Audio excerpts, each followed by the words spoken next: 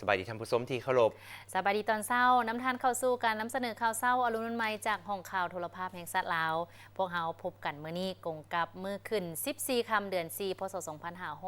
2567กงกับมื้อวันพุธวันที่12มีนา2025เจ้าได้นำเสนอข่าวเศร้าในมื้อนี้โดยข้าพเจ้าสุทธิเกียรติทวีสุขพร้อมโดยอนุรักษ์วีระวงศ์สบายดีอนุรักษ์สบายดีตอนเศร้าไอสุทธิเจ้าเกียรติ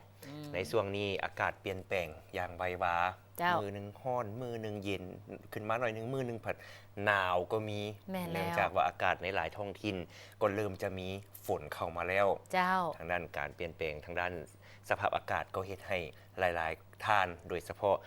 เด็กน้อยหรือว่าผู้เฒ่าที่ว่ามีภูมิต้านทานน้อยก็ค่อนข้างที่จะได้รับผลกระทบนั้นก็เป็นไข้เป็นหวัดต่างๆฉะนั้นก็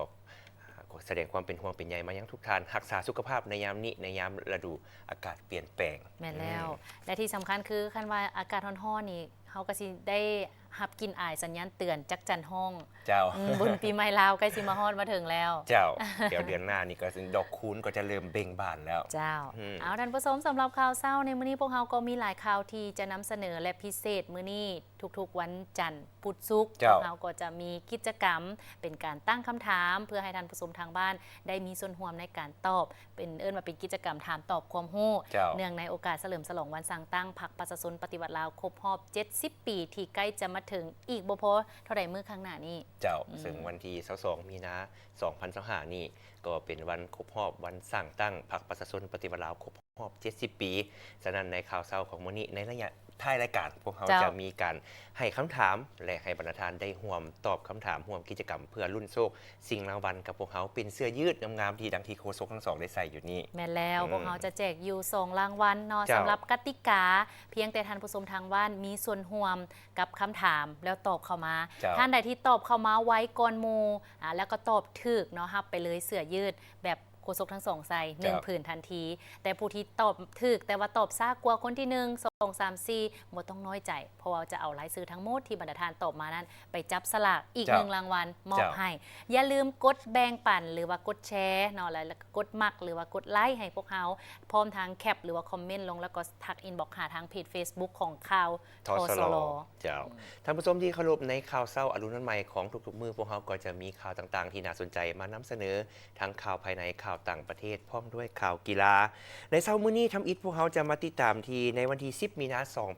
2025ท่านสอนไซศรีพันดอนนายกรัฐมนตรีพร้อมด้วยคณะได้เคลื่อนไหวเยี่ยมยามและสุขยุ่งเวียกงานอยู่เมืองดักจึงแขวงเซกองโดยเฉพาะแมนยูด้านสากลดากตะออกด้านชายแดนลาวเวียดนามและเขตจุดสุ่มพัฒนาบ้านดักมวล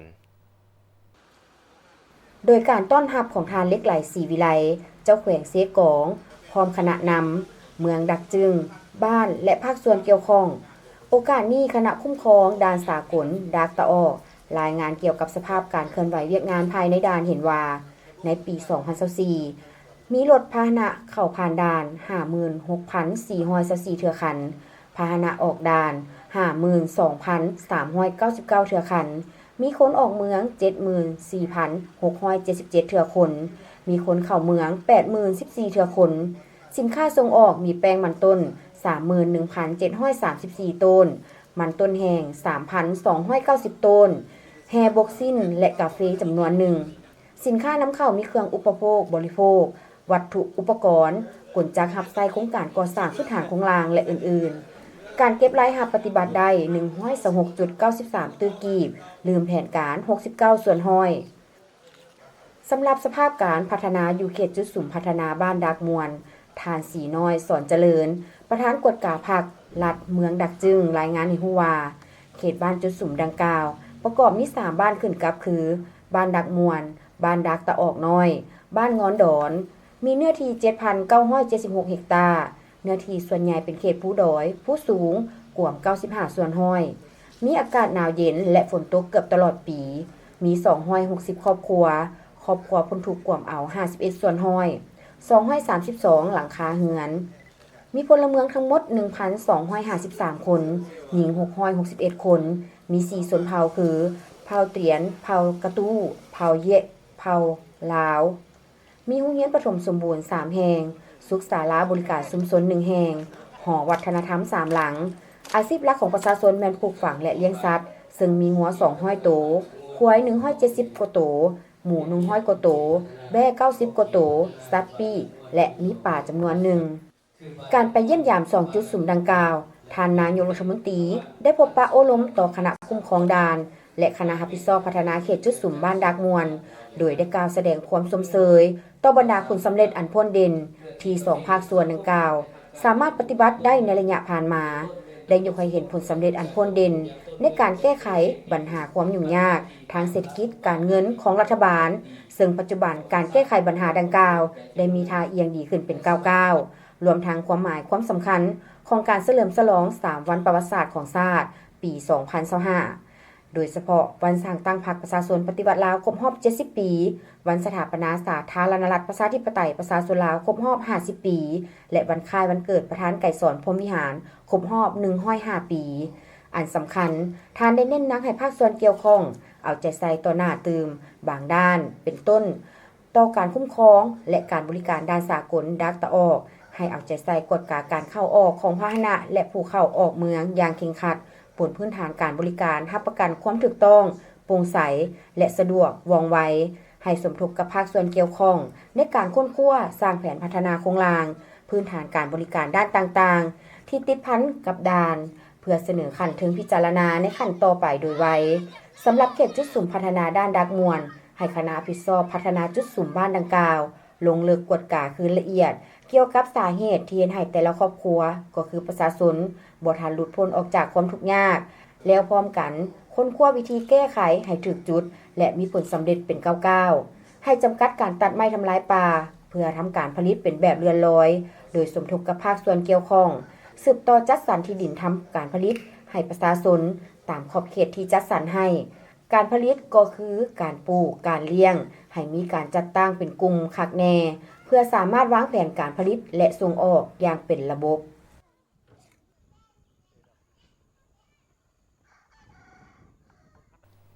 ท่านพงประธานประเทศได้ต้อนรับท่านทูตฟิลิปปินส์ประจำลาวเข้าเยี่ยมอำลาเนื่องในโอกาสสำเร็จการปฏิบัติการทูตอยู่สาธารณรัฐประชาธิปไตยประชาชนลาว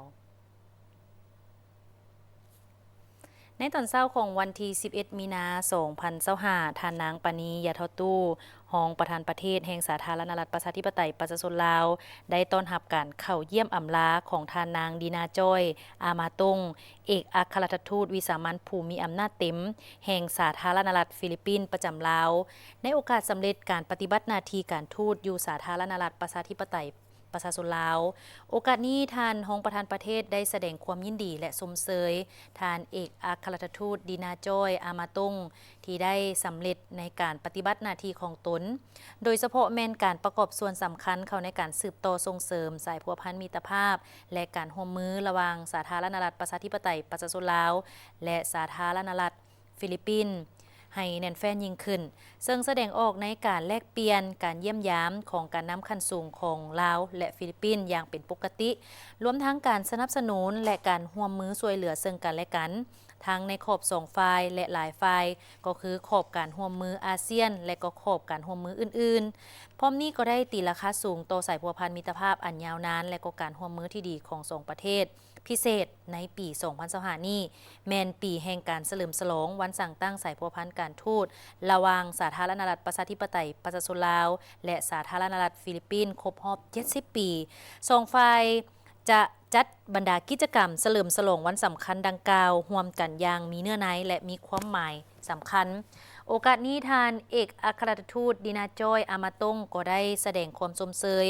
สาธารณรัฐประชาธิปไตยประชาชนลาวที่ได้ประสบผลสำเร็จอย่างดีก็คือเป็นอย่างสูงในการเป็นประธานอาเซียน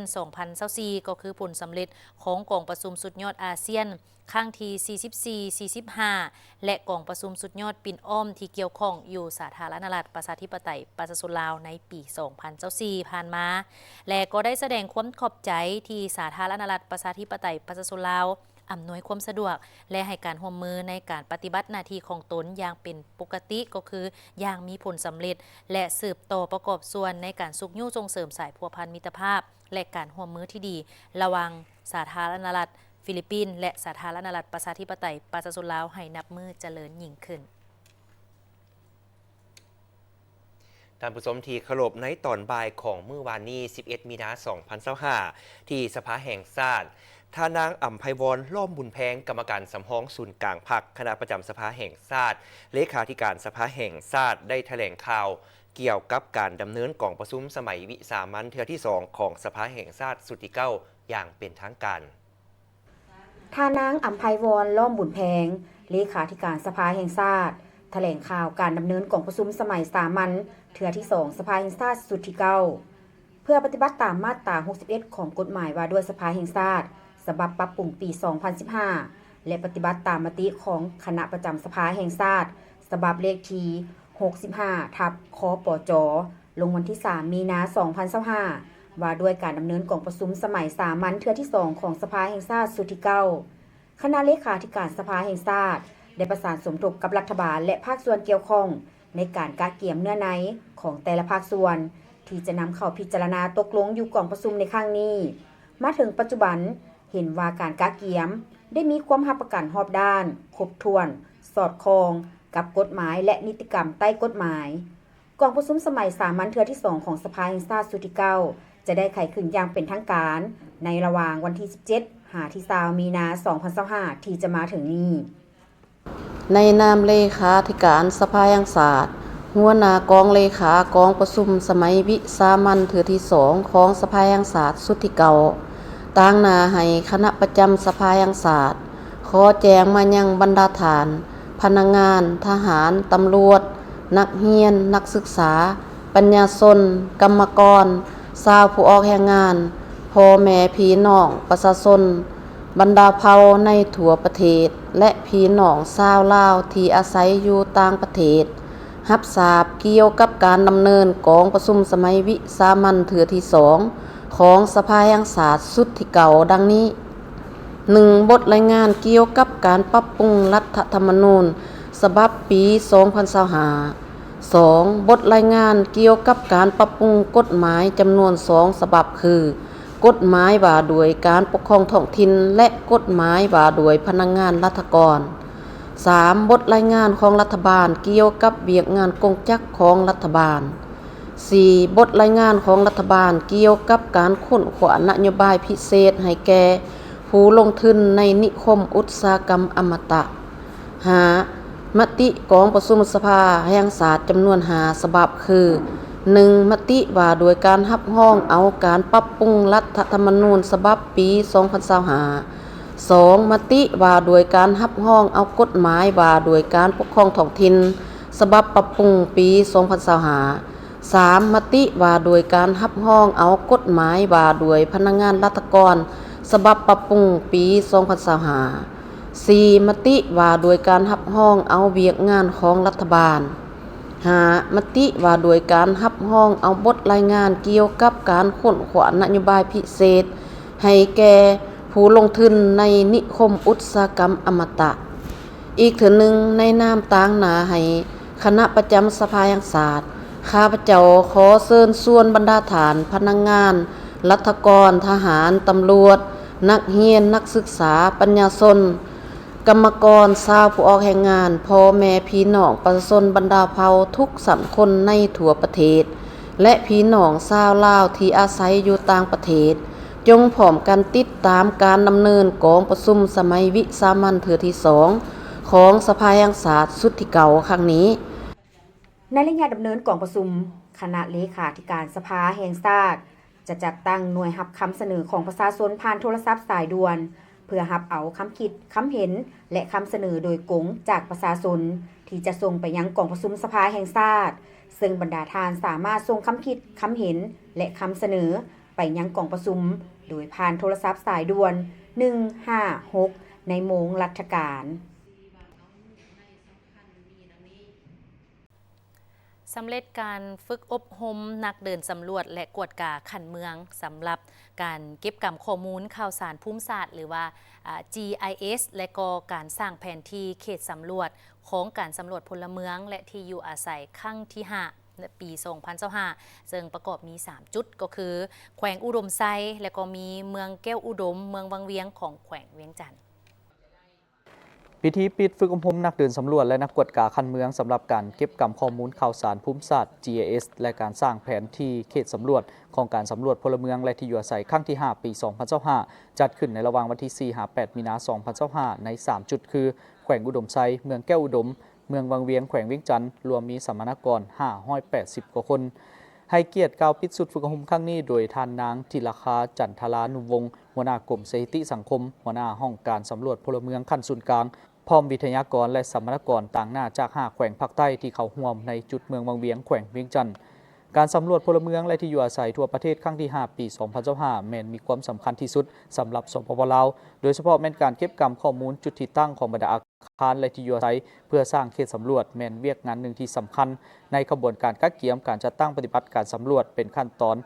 ที่มีผลต่อคุณภาพผลสำเร็จและความน่าเชื่อถือของการสำรวจการฝึกอบรมในครั้งนี้เป็นบาทก้าวทำอิฐที่สำคัญของการสำรวจและเป็นปัจจัยตัดสินผลสำเร็จและคุณภาพของข้อมูลในขั้นต่อไปตลอดระยะการฝึกอบรมเป็นเวลา5 วันเห็นว่าด้วยความเป็นเจ้าการและความมีน้ำใจรับผิดชอบสูงของบรรดาท่านและเชี่ยวชาญเฮ็ดให้สามารถญาติมาได้ผลสำเร็จอย่างจบงามตลอดระยะการฝึกอบรมของพวกเราใน5 วันผ่านมาเนาะถือว่าพวกเราจะตั้งการฝึกอบรมให้แก่พนักงานนักสัมมนากรที่ว่าจะเป็นนักเดินสำรวจและก็นักกวดกาอยู่คันแขวงในการเก็บกำข้อมูลภูมิศาสตร์ GIS นี้ซึ่งว่าพอจัดอยู่3สุดรวมทั้งหมดก็ประมาณ580กิจนักเดินสำรวจและนักกวดการรวมทั้งหมดเนาะซึ่งว่าพวกเราเห็นว่าทั้งหมดที่พวกเขาร่วมนี่มันสามารถรับได้ความรับรู้และเข้าใจเท่ากับความหมายความสำคัญของการเก็บกำข้อมูลภูมิศาสตร์ก็คือการเก็บกำข้อมูล GIS ภายหลังที่ว่าได้รับการฝึกอบรมนี่เขาจะเข้าใจและนำไปจัดตั้งปฏิบัติตัวจริงได้ในการไปแต้มแผนที่ของตึกอาคารและที่พักอาศัยของพ่อแม่ประชาชนในขอบเขตทั่วประเทศโดยเฉพาะแม้ในของเขตที่เขาเจ้าถูกรับผิดชอบให้สำเร็จผลตามคาดหมายตัวนี้เป็นเขาเจ้าเข้าใจดีเนาะในการแต้มแล้วก็เข้าใจได้เนื้อในต่างๆโดยเฉพาะนิยามว่าที่พักอาศัยเป็นหยังตึกอาคารเป็นหยังเพื่อว่าเขาจะต้องได้ไปกำหนดอันที่ตั้งเป้าหมายของการสำรวจของพวกเราในเดือน10ที่จะมาถึงนี้ภายหลังที่บรรดานักเดินสำรวจและนักกวดกาคันแขวงของพวกเราได้ฝึกอบรมไปแล้วนี้เขาเจ้าก็จะได้สืบต่อไปนำใช้ความรู้ความสามารถที่เขาเจ้าได้รับการฝึกอบรมมาในครั้งนี้ไปปฏิบัติตัวจริงโดยเฉพาะเป็นผู้หนึ่งจะรับผิดชอบอยู่10เขตของการสำรวจเก็บกำข้อมูล GIS นี่ซึ่งเขตหนึ่งก็จะมีประมาณ200 โครงสร้างอาคารหรือว่าที่พักอาศัยที่เขาจะต้องได้ไปกำหนดแล้วก็กำหนดเขต GPS เพื่อให้ประชาชนนักเดินสำรวจของพวกเราได้ไปฮอดไปถึงพ่อแม่ประชาชนในตัวจริงหันในเวลาสำรวจ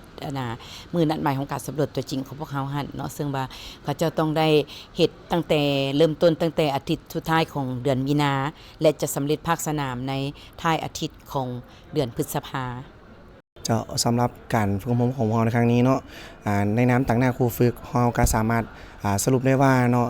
บรรดานักสัมมนากรที่เข้าร่วมการฝึกอบรมในครั้งนี้มันมีความรู้ความเข้าใจเนาะและการมีความเข้าใจลึกซึ้งแหละในการนำใช้บรรดาเครื่องมือโดยเฉพาะแม่นการนำใช้แผนที่ก็คือนำใช้แท็บเล็ตเข้าในการจดก้ายและก็บันทึกข้อมูลของภาพถ่ายแผนที่ในแต่ละขอบเขตที่เราได้กำหนดในการรับผิดชอบในการฝึกอบรมในครั้งนี้ครับตัวนี้เนาะเราได้พยายามทดลองก็คือว่าพยายามอยู่ในห้องฝึกอบรมก็คือตัวจริงแม่นเราจะเน้นไปที่ทุกคนต้องเฮ็ดเป็นแต้มเป็นเนาะแล้วก็ในภาคสนามเราก็พยายามรับประกันคุณภาพอีหลีว่าทุกคนสามารถเข้าใจและก็ตึงข้อมูลให้ถูกต้องตามทุกๆโปรโตคอลที่พวกเราได้กำหนดให้เจ้าผลสำเร็จจากการฝึกอบรมในครั้งนี้เป็นบาทก้าวที่สำคัญเพื่อรับประกันผลสำเร็จและคุณภาพของข้อมูลก็คือการเก็บกำข้อมูลภาคสนามฉะนั้นเพื่อรับประกันคุณภาพและผลสำเร็จของการสำรวจเฝ้ารวมเฝ้าเฉพาะแม้นการเก็บกำข้อมูลภาคสนามที่จะมาถึงนี้เฮ็ดให้การจัดตั้งปฏิบัติเวียกงานดังกล่าวมีความสะดวกชัดเจนและประหยัดเวลาอีกด้วย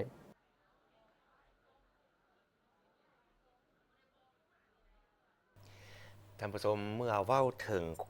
สถานที่ท่องเที่ยวอยู่ทั้งแขวงเวียงจันทร์หลายๆท่านก็จะคิดถึงหลายสถานที่แต่ในเช้ามื้อนี้พวกเขามีสถานที่ท่องเที่ยวอีก สถานที่หนึ่งมานำเสนอนั่นก็คือเรือเพสสายน้ำลีกที่ตั้งอยู่บ้านคอนเลืองเมืองเฟืองของแขวงเวียงจันทร์เป็นอีกสถานที่ท่องเที่ยวแห่งหนึ่งที่อยู่แคมป์สายน้ำลีกมีทิวทัศน์ธรรมชาติที่สวยสดงดงาม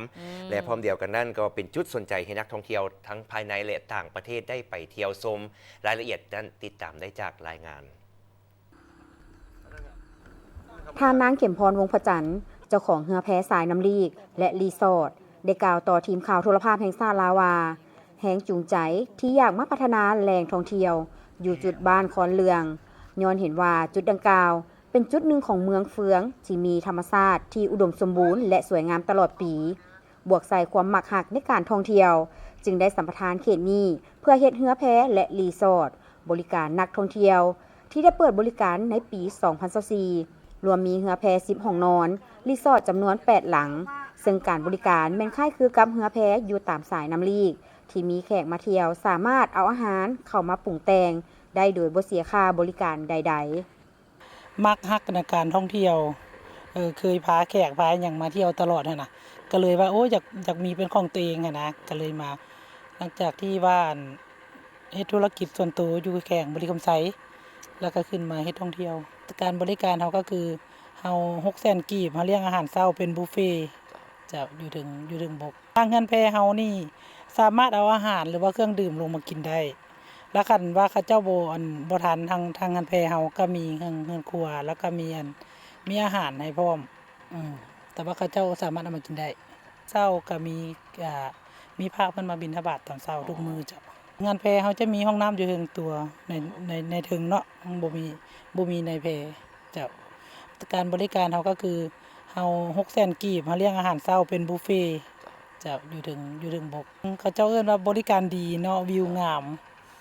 และราคาก็พอดีบางเทื่อเขาเจ้าก็เอาแนวอยู่แนวกินลงมากินเองได้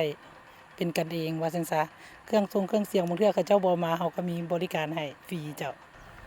นับแต่เมื่อเปิดบริการจนถึงปัจจุบันเห็นว่ามีนักท่องเที่ยวทั้งภายในและต่างประเทศมีความสนใจมาพักผ่อนเป็นจำนวนหลายโดยเฉพาะนักท่องเที่ยวจากประเทศเพื่อนบ้านเช่นนักท่องเที่ยวจากประเทศไทยเวียดนามสาธารณรัฐประชาชนจีนสาธารณรัฐเกาหลีและยุโรปจำนวนหนึ่งแต่ช่วงนี้เขาเฮ็ดสวนบักแตงเพราะเป็นอาชีพเสริมให้พนักงานเมื่อใดที่ว่าบ่มีแขกเนาะตอนเช้าจำนวนหนึ่งเขาเจ้าก็จะไปเฮ็ดสวนบักแตงแล้วก็ส่งขายจีนญี่ปุ่นเจ้าโทรมาจองล่วงหน้าก่อนเนาะก็คือเฮาไล่600,000กีบพาลูกค้าที่โทรมาจองก่อนก็คือไล่550,000ก็วันธรรมดาหรือว่ามีเทศกาลต่างๆเจ้าหรือว่าเฮาห้องนึงเฮาให้นอน2คนเนาะถ้าสมมุติว่าเขาเจ้ามีครอบครัวเฮาก็สามารถมีเตียงเสริมมีหมอนมีผ้าห่มให้เขาเจ้าได้เจ้าแต่ว่าบ่ได้เสียค่าบ่ได้เสียค่าหยังเจ้าฟรีตัวนี้ขอบใจเด้อที่ว่าให้ใช้บริการเงินแพสายน้ำรีดเฮาเนาะเพราะว่าลูกค้าเขาเจ้ามาเขาเจ้าก็เว้าต่อๆกันว่าเฮาบริการดีอยู่เจ้าแล้วก็ขอบใจทุกคนที่มาอุดหนุนเจ้าเรือแพแห่งนี้มีจุดพิเศษต่างจากเรือแพบนอื่นคือนอกจากการบริการการท่องเที่ยวแล้วยังได้เฮ็ดสวนหมักแตงข้าวสายพันธุ์เกาหลีและจีนเพื่อสร้างรายรับให้กับพนักงานในเวลาที่บ่มีแขกมาท่องเที่ยวมื้อนึงสามารถเก็บหมักแตงข้าวป้อนตลาดได้ประมาณ50-60กิโลเฉลี่ยเดือนหนึ่งสร้างรายรับได้ประมาณ30-40ล้านกีบก็ถือได้ว่าเป็นอีกหนึ่งแขวงที่ติดกับนครหลวงเวียงจันทร์เดินทางสะดวกสบายอาจจะใช้ทางด่วนก็ได้หรือว่าทางปกติก็ได้อาจจะไปตอนเช้าตอนแลงกลับก็ได้หรือบางคนที่ว่ามีเวลาอำนวยเดอาจจะนอนข้างคืนอยู่เรือแพแคมน้ำลีกสายน้ำลีกเลย1คืนก็จะได้บรรยากาศที่ใกล้ชิดกับธรรมชาติสายน้ำลีกเย็นๆเติมอีกเนาะผู้ใดที่มีโอกาสก็เชิญท่องเที่ยวนอกจากแขวงเวียงจันทร์แล้วเชื่อในว่าหลายคนอาจจะมีแผนการท่องเที่ยวในขอบเขตทั่วประเทศอาจจะท่องเที่ยวติดพันกับธรรมชาติประวัติศาสตร์หรือว่าวัฒนธรรมก็เป็นอีกสถานที่ท่องเที่ยวหนึ่งที่ว่าพร้อมเกี่ยมพร้อมต้อนรับนักท่องเที่ยวเพราะว่าอีกบ่เท่าใดมื้อข้างหน้าในเดือนต้นกลางเดือนหน้า ก็จะเป็นบุญสงกรานต์บุญปีใหม่ลาวแล้วหลายๆท่านก็วางแผนที่จะไปท่องเที่ยวฉะนั้นก็เป็นอีกสถานที่หนึ่งที่เป็นทางเลือกของการท่องเที่ยวเจ้าเอาท่านผู้ชมมาเบิ่งข่าวนี้เป็นข่าวเกี่ยวกับการแก้ไขความทุกข์ยากของประชาชนอยู่จุดสุ่มพัฒนาผาสังของเมืองเฟืองแขวงเวียงจันทน์แม้นได้รับการจัดตั้งปฏิบัติอย่างเป็นรูปธรรมภายหลังจุดสุ่มดังกล่าวได้กลายเป็นตัวเมืองน้อยในชนบทในท้ายปี 2023ผ่านมาก็แม่นได้แสดงออกก็คือปี 2022ตามการประเมินตามลำดับก็คือ348ของรัฐบาลมีครอบครัวบ่ผ่านครบมาตรฐานเป็นจำนวน395ครอบครัวแต่ว่ามาฮอดปี 2025ท่านผู้ชมมีครอบครัวผ่านการประเมินแล้วแม่น281ครอบครัวซึ่งก็ยังเหลือเพียงแต่112ครอบครัวที่ยังบ่ผ่านตามการประเมินซึ่งรายละเอียดติดตามได้จากรายงานเวียกงานก่อสร้างรากฐานการเมืองและสร้างบ้านใหญ่ให้กลายเป็นตัวเมืองในชนบทแม่นเวียกยุทธศาสตร์สำคัญหนึ่งของพรรคเพื่อเฮ็ดให้พื้นฐานบ้านมีความเข้มแข็งมีการพัฒนาใกล้เคียงกับตัวเมืองและเฮ็ดให้ชีวิตการเป็นอยู่ของประชาชนบรรดาเผ่านับมือนับดีขึ้นฉะนั้นตลอดระยะผ่านมาคณะพรรคองค์การปกครองทุกขั้นได้เอาใจใส่ประสานสมทบกับคณะพรรครากฐานกลุ่มบ้านองค์การปกครองบ้านทั่วจุดสุมผาสังเมืองเฟืองแขวงเวียงจันทน์พร้อมกันจัดตั้งปฏิบัติอย่างมีความรับผิดชอบโดยเน้นใส่ตาม4เนื้อใน4คาดหมายประสานสมทบกับภาคส่วนที่เกี่ยวข้องและขันเทิงเพื่อก่อสร้างบูรณะพื้นฐานโครงล่างเป็นต้นเส้นทางซอยจัดสรรตลาดชุมชนโรงเรียนโรงหมอชลประทานหน่วยบริการทางด้านเครือข่ายมือถือหน่วยบริการไฟฟ้าเจาะน้ำบาดาลและอื่นๆเพื่อเฮ็ดให้เขตนี้ได้รับการพัฒนาอย่างต่อเนื่องและประชาชนได้เข้าถึงการบริการด้านต่างๆเป็นอย่างดีสะท้อนให้เห็นว่าถ้าขยายตัวนับแต่ปี 2020 มาถึงปัจจุบันเนาะอันนี้มันเป็นผลงานและก็ไสสนะของแต่ละโครงการแล้วก็รวมทั้งภาคฐานบ้านพร้อมเนี่ยเฉพาะอันสินค้าอยู่ภายในเมืองก็หลักๆก็เป็นประเภทสินค้าเกษตรกรรมของเรานี่คือว่าเป็นพวกปลูกฝังบ่เลี้ยงสัตว์บ่โดยเฉพาะก็เป็นปลูกข้าวแหละพวกเขาถือเป็นสำคัญเนาะอันนี้เนาะแล้วก็มียางพาราเป็นสำรองเลี้ยงสัตว์มี 2-3 อันถือว่าสร้างรายรับให้พ่อแม่ประชาชนเป็นหลักนอกจากนี้ยังสุ่มใช้เวียกงาน3สร้างโดยได้กำหนดบ้านเป้าหมาย10บ้านเพื่อสร้างบ้านเป็นหัวหน่วยพัฒนาให้รับประกัน4ด้าน30ตัว4บอกซึ่งประเมินแต่ละบ้านได้80ส่วนห้อยขึ้นไป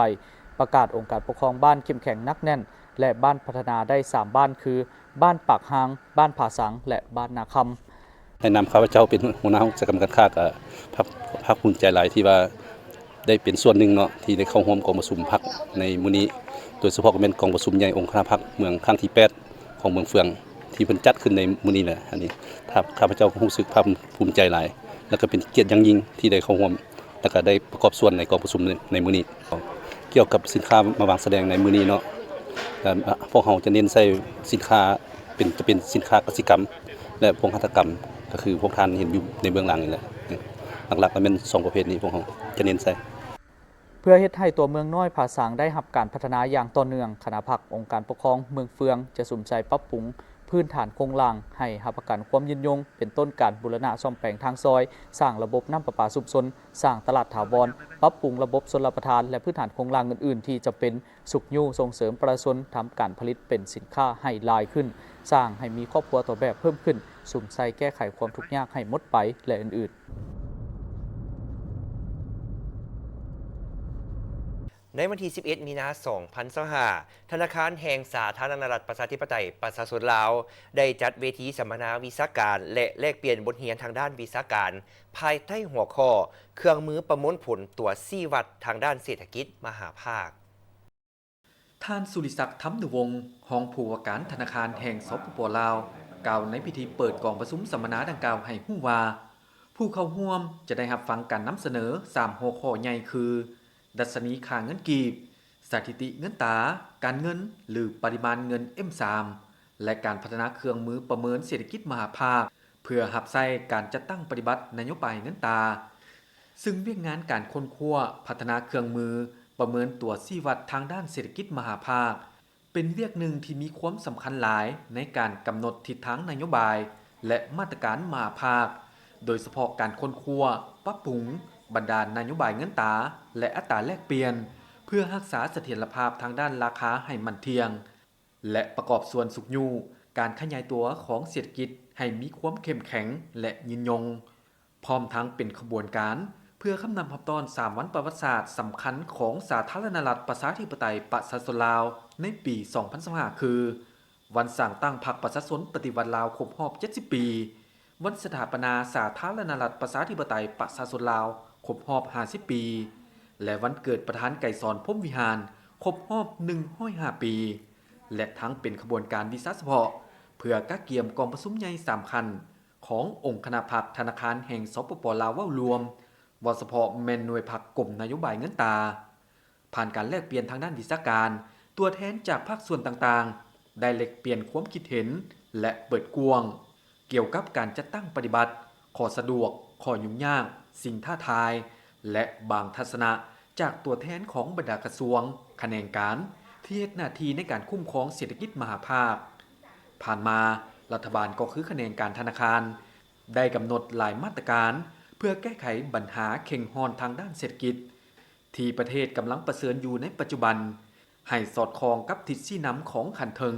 โดยเฉพาะเป็นการปฏิบัตินโยบายเศรษฐกิจเอกราชเป็นเจ้าตนเองที่พรรครัฐได้กำหนดไว้ได้มีพิธีลงนามในสัญญาบทบันทึกความเข้าใจว่าด้วยการร่วมมือระหว่างมูลนิธิสุดาภรณ์เพื่อช่วยเหลือสังคมสาธารณรัฐประชาธิปไตยประชาชนลาวกับมูลนิธิแห่งความหักเพื่อชีวิตจากราชอาณาจักรไทยพิธีลงนามในบทบันทึกความเข้าใจว่าด้วยการร่วมมือระหว่างมูลนิธิสุดาภรณ์เพื่อช่วยเหลือสังคมสาธารณรัฐประชาธิปไตยประชาชนลาวกับมูลนิธิแห่งความหักเพื่อชีวิตราชอาณาจักรไทยได้จัดขึ้นอยู่ที่สถานทูตลาวประจำบางกอกประเทศไทยโดยมีทานคำพันธ์อันลาวันเอกอัครราชทูตวิสามัญผู้มีอำนาจเต็มแห่งสาธารณรัฐประชาธิปไตยประชาชนลาวประจำราชอาณาจักรไทยมีทานนางสุดาภรณ์วังหารประธานมูลนิธิสุดาภรณ์เพื่อช่วยเหลือสังคมท่านสมชายสว่างพัฒนากุลประธานมูลนิธิแห่งความหักเพื่อชีวิตและพร้อมด้วยภาคส่วนที่เกี่ยวข้องเข้าร่วมเพื่อส่งเสริมสายสัมพันธ์และความสามัคคีลาวไทยให้แน่นแฟ้นยิ่งขึ้นโดยเฉพาะทางด้านเรียกงานการช่วยเหลือสังคมและการช่วยพัฒนาทรัพยากรมนุษย์ให้มีประสิทธิภาพและมีสิทธิเท่าเทียมกันดังนั้นสองมูลนิธิจึงได้เซ็นบทบันทึกความเข้าใจว่าด้วยการร่วมมือในครั้งนี้ขึ้นซึ่งการร่วมมือประกอบมีการสร้างถนนหนทางอยู่บรรดาเขตชายแดนเขตชนบทเขตห่างไกลซอกลีกเพื่อให้ประชาชนสามารถสัญจรไปมาได้สะดวกสร้างโรงเรียนอยู่บรรดาเขตชายแดนเขตชนบทและเขตห่างไกลซอกลีกเพื่อให้เด็กน้อยและชนเผ่าต่างๆได้เข้าศึกษาหำเรียนอย่างทั่วถึงอยู่สาธารณรัฐประชาธิปไตยประชาชนลาวสกัดกั้นไฟไหม้ป่าและภัยพิบัตินั่นก็คือน้ำท่วมเพื่อสกัดกั้นและวางแผนรับมือกับผลกระทบที่จะเกิดขึ้นในต่อหน้าอยู่สาธารณรัฐประชาธิปไตยประชาชนลาวจะได้สร้างห้องหมอและสุขศาลาประจำบ้านเพื่อให้ประชาชนและสังคมที่อาศัยอยู่ตามเขตชายแดนชนบทและเขตห่างไกลซอกลีกสามารถเข้าถึงการบริการได้อย่างทั่วถึงและทันการมีการแลกเปลี่ยนศิลปะวัฒนธรรมส่งเสริมการออกแบบเครื่องนุ่งห่มและส่งเสริมบุคลิกพรสวรรค์ของแม่หญิงและเด็กน้อยในเวทีการแสดงลาวไทยช่วยเหลือทางด้านคอมพิวเตอร์และอุปกรณ์การเรียนให้บรรดาโรงเรียนในเขตชนบทเขตชายแดนเขตห่างไกลซอกลีกและการฟื้นฟูภายหลังเหตุการณ์น้ำท่วมอยู่แขวงหลวงน้ำทาสร้างและติดตั้งไฟฟ้าโซลาร์เซลล์ให้ประชาชนผู้ทุกข์ยากอยู่ในสาธารณรัฐประชาธิปไตยประชาชนลาวฝึกอบรมสร้างความเข้มแข็งปลูกจิตสำนึกเพื่อสร้างความเข้มแข็งให้แม่หญิงเด็กน้อยและแม่เลี้ยงเดียวอยู่ลาวร่วมกันดำเนินกิจกรรมและโครงการอื่นๆที่คู่สัญญาทั้งสองฝ่ายเห็นดีซึ่งทั้งหมดแม่นเวียกงานของทั้งสองฝ่ายจะได้พร้อมกันจัดตั้งปฏิบัติให้ปรากฏผลเป็นจริงพิธีลงนามดังกล่าวนี้ได้พิธีลงนามบทบันทึกความเข้าใจระหว่างทานนางสุดาภรณ์วังหารประธานมูลนิธิสุดาภรณ์ช่วยเหลือสังคมสาธารณรัฐประชาธิปไตยประชาชนลาวกับทานสมชายสว่างพัฒนากุลประธานมูลนิธิแห่งความหักเพื่อชีวิตราชอาณาจักรไทยโดยซ่องหน้าทานคำพันธ์อันลาวันเอกอัครราชทูตวิสามัญผู้มีอำนาจเต็มแห่งสาธารณรัฐประชาธิปไตยประชาชนลาวประจำราชอาณาจักรไทยพร้อมด้วยภาคส่วนที่เกี่ยวข้องเข้าร่วมเป็นสักขีพยาน ไปข่าวทางท้องถิ่นทันผู้ชมไปทางแขวงคำมวนเจ้าแขวงคำมวนได้ลงเคลื่อนไหวเบิงกิจการก่อสร้างเพื่อพัฒนาพื้นฐานโครงล่างอยู่ทางเมืองคูนคำแขวงคำมวนฐานบันไซพงสวรรค์เจ้าแขวงคำมวนพร้อมคณะได้เคลื่อนไหวเบิงกิจการก่อสร้างเพื่อการพัฒนาพื้นฐานโครงล่างจำนวนหนึ่งของเมืองคูนคำโดยเฉพาะเมนโครงการก่อสร้างตึกผ่าตัดห้องหมอเมืองซึ่งได้เริ่มต้นก่อสร้างนับแต่ท้ายเดือนกุมภาพันธ์ 2025 เป็นต้นมาโดยเมนบริษัททัดโปรจำกัดเป็นผู้รับเหมาก่อสร้างด้วยมูลค่าการก่อสร้างทั้งหมด 4 ตึกโกกีบคาดว่าจะให้สำเร็จและเปิดบริการรับใช้สังคมภายในปี 2025 นี้ปัจจุบันเมนอยู่ในระยะดำเนินการก่อสร้างซึ่งทางการนำแขวงก็ได้แนะนำให้คณะการที่เกี่ยวข้องจงได้เอาใจใส่ติดตามอย่างใกล้ชิดและรายงานความคืบหน้าเป็นแต่ละระยะเพื่อรับประกันเฮ็ดให้การจัดตั้งปฏิบัติโครงการก่อสร้างดังกล่าวดำเนินไปอย่างต่อเนื่องและสำเร็จทันตามกำหนดเวลาจุดประสงค์ก็เพื่อรองรับประชาชนมาใช้บริการของเวียกงานสาธารณสุขให้มีความสะดวกสบายและทันกับสภาพเจ็บเป็นจากนั้นท่านเจ้าแขวงคำมวนและคณะก็ได้สืบต่อเคลื่อนไหวเบิ่งโครงการก่อสร้างน้ำประปาเมืองโดยการรับเหมาก่อสร้างของบริษัท DM ในมูลค่าการก่อสร้างทั้งหมดประมาณ15ตึกกีบความคืบหน้าในการก่อสร้างมาฮอดปัจจุบันประมาณ82ส่วนห้อยคาดว่าจะให้สำเร็จและเปิดนำใช้ก่อนฤดูฝนปี 2025ทั้งนี้ก็เพื่อปฏิบัติตามแนวทางนโยบายของรัฐบาลในการสนองน้ำสะอาดให้ได้80ส่วนห้อยของพลเมืองในตัวเมืองทั่วประเทศและแผนการลงทุนใส่การพัฒนาน้ำประปาของกระทรวงโยธาธิการและขนส่งเพื่อก่อสร้างโรงงานผลิตน้ำประปาพร้อมด้วยระบบสายท่อน้ำประปาซึ่งบ่เป็นเพียงแต่เป็นการสนองน้ำดื่มที่มีความปลอดภัยเท่านั้นแต่ยังเป็นการปรับปรุงชีวิตการเป็นอยู่และสุขาภิบาลพื้นฐานให้แก่ประชาชนที่อาศัยอยู่ในบ้านของเทศบาลเมืองคูนคำแขวงคำมวนได้มีกองประชุมฝึกอบรมนักสำรวจและนักกวดกาขันเมืองสำหรับการเก็บกำข้อมูลข่าวสารภูมิศาสตร์หรือ GIS และการสร้างแผนที่เขตสำรวจของการสำรวจพลเมืองและที่อยู่อาศัยครั้งที่ 5 ปี 2025 ที่แขวงอุดมไซกองประชุมฝึกอบรมนักเดินสำรวจและนักกวดกาขันแขวงเกี่ยวกับการเก็บกำข้อมูลข่าวสารภูมิศาสตร์หรือ GIS เพื่อสร้างแผนที่เขตสำรวจสำหรับการสำรวจพลเมืองและที่อยู่อาศัยทั่วประเทศครั้งที่ 5 ปี 2025 ระหว่างวันที่ 4 ถึงวันที่ 8 มีนาคม ปี 2025 ที่แผนกแผนการและการลงทุนแขวงอุดมไซจุดประสงค์เพื่อสร้างความรับรู้ความเข้าใจให้แก่นักกวดกา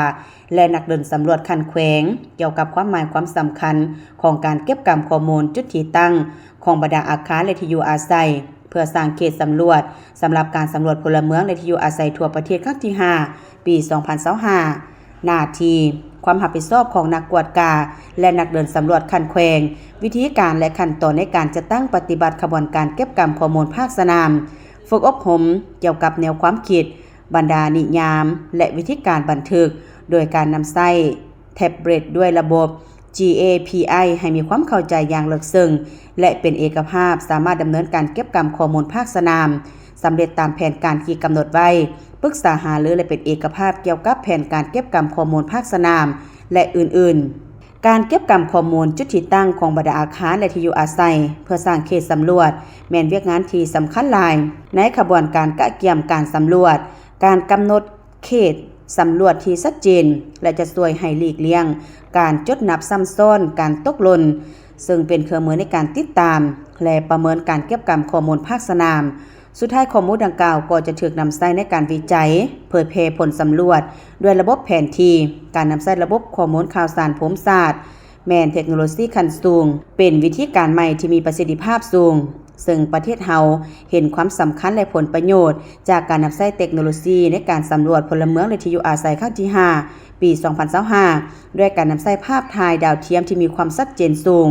สามารถสร้างระบบฐานข้อมูลภูมิศาสตร์แห่งชาติซึ่งจะเป็นประโยชน์หลายด้านในอนาคตการอบรมในครั้งนี้แม่นโอกาสที่ดีในการสร้างความรู้ความสามารถเทคนิคใหม่ให้แก่นักเดินสำรวจและนักกวดกาคันแขวง ตลอด5วันของการอบรมสัมมนากรก็จะได้เรียนรู้ทุกขั้นตอนเริ่มจากการกะเกียมจนถึงการเก็บกำข้อมูล GSI ภาคสนามและเวียกงานอื่นๆที่เกี่ยวข้องไปข่าวทางแขวงสารวัตรท่านผู้ชมหน่วยพักหักฐานพระแนกภายในแขวงสารวัตรได้ทับทามห่างรายงานการเมืองบทสำรวจการนำพารวมแผนพัฒนาคะแนนการและทับทามบุคลากรที่จะออกสมัครเลือกตั้งเข้าในคณะพรรคสุดใหม่สมัยที่ 3 ในรอบที่ 1หน่วยพักหักฐานแผนกภายในแขวงสารวัตรทาบทามหางรายงานการเมืองบทสำรวจการนำพารวมแผนพัฒนาคะแนนการและทาบทามบุคลากรที่จะออกสมัครเลือกตั้งเข้าในคณะพรรคสุดใหม่สมัยที่ 3 รอบที่ 1 สหายเวิร์นมณีมงศรีวงศาได้มีคำเห็นในกองประชุมครั้งนี้ว่าการทาบทามหางรายงานการเมืองบทสำรวจการนำพารวมแผนพัฒนาคะแนนการและทาบทามบุคลากรที่จะออกรับสมัครเลือกตั้งในคณะหน่วยพักแผนกภายในแขวงสมัยที่ 3 รอบที่ 1 แม่นกองประชุมที่มีความสำคัญและต้องได้จัดตั้งปฏิบัตินับทั้งแต่ขั้นศูนย์กลางฮอดหากฐานภาคหน่วยภาคเพื่อเป็นการกวดกาตีราคาคืนการจัดตั้งปฏิบัติเปียกงานในระยะผ่านมาสำรวจกวดกาคืนความรับผิดชอบนำพาสีนำรวมของหน่วยภาคสมาชิกภาคในการจัดตั้งปฏิบัติมติกองประชุมใหญ่ของหน่วยภาคตนมติกองประชุมใหญ่ครั้งที่ 9 ขององค์คณะภาคแขวงและมติกองประชุมใหญ่ครั้งที่ 11 ของภาคสำรวจกวดกาคุณฐานการเมืองคุณสมบัติศีลธรรมปฏิบัติความรับผิดชอบด้านการเมืองแบบแผนการนำพาวิธีเฮ็ดเวียกแบบแผนการดำรงชีวิตความเป็นแบบอย่างและนำใจเสียสละเพื่อประเทศชาติเพื่อประชาชนของสมาชิกภาคพนักงานโดยเฉพาะแม้ในคณะหน่วยภาคพนักงานนำพาคุ้มครองบนพื้นฐานการเสริมขยายประชาธิปไตยตำหนิติชมซึ่งกันและกันอย่างแข็งแรงตามสภาพและข้อมูลตัวจริงเพื่อสอกหาวิธีการแก้ไขปรากฏการณ์ย่อท่อในทันแถวสมาชิกภาคพนักงาน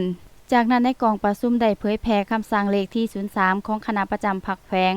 ว่าด้วยการกาเกียมและดำเนินกองประชุมใหญ่3ขันในทั่วแขวงสารวัตรผ่านหางรายงานการเมืองหางบทสำรวจการนำพารวมหางแผนพัฒนาคะแนนการผ่านมาตรฐานเงื่อนไขผู้ที่จะออกรับสมัครเลือกตั้งคณะหน่วยภาคสุดใหม่และดำเนินการปอนบัตรทาบทามรอบที่ 1ตื่มอีก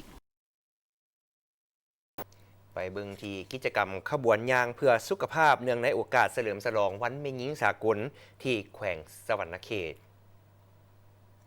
โอกาสนี้ท่านนางลิงทองแสงตะวันหงเจ้าแขวงสวรรณเขตกล่าวปราศัยและกล่าวเปิดขบวนย่างเพื่อสุขภาพครั้งนี้ว่ามื้อนี้สหพันธ์แม่หญิงแขวงสวรรณเขตสมทบกับสหพันธ์แม่หญิงนครไกรสอนพรหมวิหารได้เชิญประธานเข้าร่วมขบวนการย่างเพื่อสุขภาพเนื่องในโอกาสเฉลิมฉลองวันแม่หญิงสากลวันที่ 8 มีนาคมรอบ115 ปีให้เป็นขบวนฟดฟื้นพร้อมยกให้เห็นว่าวันแม่หญิงสากลวันที่ 8 มีนาแม่นเหตุการณ์การเมืองที่สำคัญเป็นขีดหมายแห่งไสยชนะอันพื้นฐานของขบวนการแม่หญิงสากลในการต่อสู้ทวงเอาสิทธิผลประโยชน์อันชอบธรรมให้แก่แม่หญิงชาวพวกแห่งงานในทั่วโลกวันแม่หญิงสากล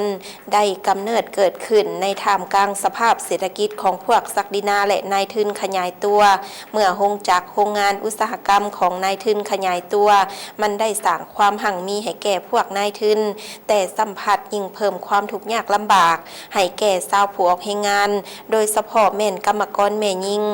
อยู่ภายใต้ระบบศักดินาและนายทุนแม่หญิงถือกดขี่ขูดรีดอย่างหนักหน่วงเฮ็ดเวียกหลายชั่วโมงแต่ได้หับค่าจ้างแรงงานด้วยราคาถือต่อหน้าสภาพการและความทุกข์ทรมานดังกล่าวกรรมกรแม่หญิงรู้สึกเครียดแค้นจึงได้สามัคคีกันลุกขึ้นต่อสู้ทวงให้พวกนายทุนซึ่งแม่นเจ้าของโรงจักรโรงงานต้องแก้ไขชีวิตการเป็นอยู่ให้เขาเจ้าในวันที่ 8 มีนาปี 1899 ชาวกรรมกรแม่หญิงอยู่โรงงานตำแผ่นและตัดยิบที่เมืองนิวยอร์กสหรัฐอเมริกาได้จัดตั้งโฮมชุมนุมประท้วงและคัดค้านต่อการให้ค่าแรงงานต่ำและสถานที่เฮ็ดเวียกบ่รับประกันต่อสุขภาพในวันที่ 8 มีนาปี 1908 แม่หญิงจำนวน 15,000 คนได้เดินขบวนอยู่เมืองนิวยอร์กเพื่อทวงให้นายทุนลดผ่อนชั่วโมงเฮ็ดเวียกหยุดเซาการขูดรีดแรงงานเด็กและทวงให้แม่หญิงมีสิทธิ์ในการออกเสียง การเดินขบวนครั้งนี้แม่นภายใต้คำขวัญข้าวจีและดอกกุหลาบข้าวจีหมายถึงเศรษฐกิจดีขึ้นดอกกุหลาบหมายถึงคุณภาพชีวิตดีขึ้นมาถึงปี 1910 ขบวนการต่อสู้ของแม่ยิ่งได้แพร่ขยายกว้างออกไปสู่ประเทศนายทุนอยู่ทวีปยุโรปและในปีนี้เองกองประชุมสากลเกี่ยวกับปัญหาแม่ยิ่งข้างทำอิฐได้จัดขึ้นอยู่โกเปนฮากนครหลวงประเทศเดนมาร์กมีผู้แทน100 กว่าคนจาก 17 ประเทศเข้าร่วมกองประชุมดังกล่าวได้รับรองและตกลงเอาวันที่ 8 มีนาของทุกๆปีเป็นวันแม่ยิ่งสากลตกลงเอาวันที่ 8 มีนาเป็นวันระลึกถึงการต่อสู้ของแม่ยิ่งเพื่อปลดปล่อยตนเองและทวงให้มีสิทธิเสมอภาพคือกันกับผู้ชายทวงให้แก้ไขชีวิตการเป็นอยู่ภายใต้คำขวัญผู้หนึ่งเฮ็ดเวียกมื้อละ8 ชั่วโมงแม่ยิ่งและผู้ชายเฮ็ดเวียกคือกันต้องได้รับเงินเดือนเท่ากันต้องมีระบบป้องกันสุขภาพแม่ยิ่งและเด็กน้อยสำหรับเนื้อในคำขวัญเฉลิมฉลองวันแม่ยิ่งสากลวันที่ 8 มีนาปี 2025มีคำขวัญคือสิทธิความเสมอภาพและความเข้มแข็งเพื่อแม่ยิ่งและเด็กยิ่งทุกคนโอกาสนี้ท่านห้องเจ้าแขวงสวรรณเขตยังเรียกห้องมายังการจะตั้งทุกขันจงห่วมเพลงห่วมใจกันรักษาความสามัคคีปองดองให้เป็นปึกแผ่นสั่งทุกเงื่อนไขให้เอ๋น้องแม่ยิ่งได้เข้าร่วมทุกขบวนการเห็นให้เอ๋น้องแม่ยิ่งมีความเสมอภาพและมีความก้าวหน้าเท่าเทียมกับเพศชายเทื่อละก้าวเนื่องในโอกาสเฉลิมฉลองวันแม่ยิ่งสากลวันที่ 8 มีนาคมรอบ115 ปีและทั้งเป็นการสั่งขบวนการต้อนรับ3 วันประวัติศาสตร์ของชาติของพรรคคือวันสั่งตั้งพรรคครบรอบ70 ปีวันชาติที่2 ธันวาคมรอบ50 ปีและวันคล้ายวันเกิดของประธานไกรสอนพรหมวิหารครบรอบ105 ปีและเพื่อต้อนรับกองประชุมใหญ่ผู้แทนแม่ยิ่งแขวงครั้งที่ 11ให้เป็นขบวนฟดฟื้นและกว้างขวางภายหลังขบวนย่างเพื่อสุขภาพไปตามเส้นทางที่กำหนดแล้วสมาชิกเอ๋น้องแม่ยิ่งและภาคส่วนต่างๆที่เข้าร่วมยังได้ร่วมกันเต้นแอโรบิกตื่มอีก